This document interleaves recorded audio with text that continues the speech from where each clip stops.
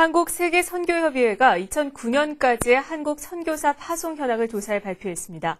특히 타겟 2030 비전에 따른 분석 결과에 관심이 모아지고 있습니다. 보도에 김하영 기자입니다. 우리나라의 선교사 파송수가 2만여 명이 넘는 것으로 공식 확인됐습니다. 한국세계선교협의회 조사에 따르면 현재 169개국 2만 840명이 파송된 것으로 밝혀졌습니다.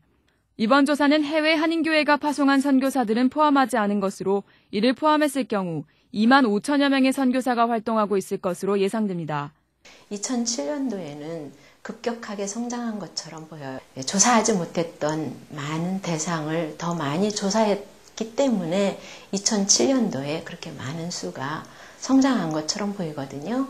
그 뒤에 2008년도에는 저희가 줄은 것처럼 보이지만 사실은 10% 이상의 성장이 있었고 2009년도에도 조금 둔화되긴 했지만 성장률이 그렇게 급격하게 둔화된 건 아니라는 사실을. 조사에 따르면 2008년도와 비교해 2009년에 들어서는 감소세를 보이는데 이는 국제적인 경제 불안이 원인인 것으로 보입니다.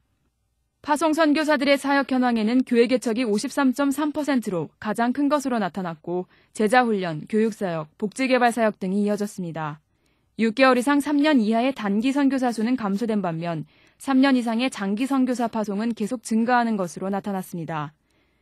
이 밖에 한국세계선교협의회는 2030년까지 세계에서 필요한 선교사 수의 5분의 1을 한국교회가 감당하자는 타겟 2030 비전에 따른 분석 결과를 발표하고 향후 파송 전략에 대한 전망을 밝혔습니다.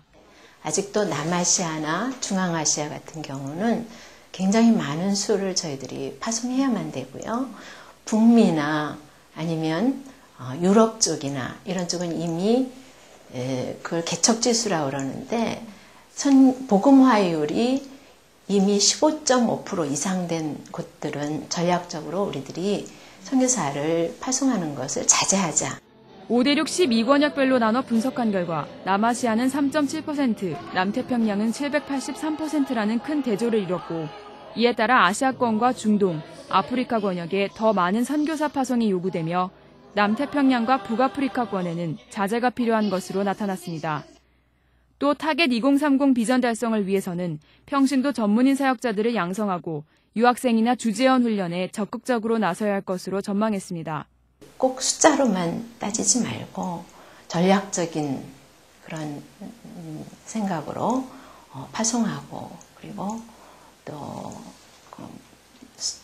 수에 상관없이 저희들이 뒤에서 기도하고 어떤 방법으로 어떻게 접근해서 어떻게 파송해야 될지를 더 많이 고민해야 될 것 같아요. 이번 조사는 2009년 9월부터 12월까지 전화, 메일, 팩스 등을 통해 4개월에 걸쳐 실시됐으며 교단과 단체, 해외 선교회를 포함한 400여 개의 조사 대상 가운데 325개의 교단 또는 단체가 응답한 결과입니다.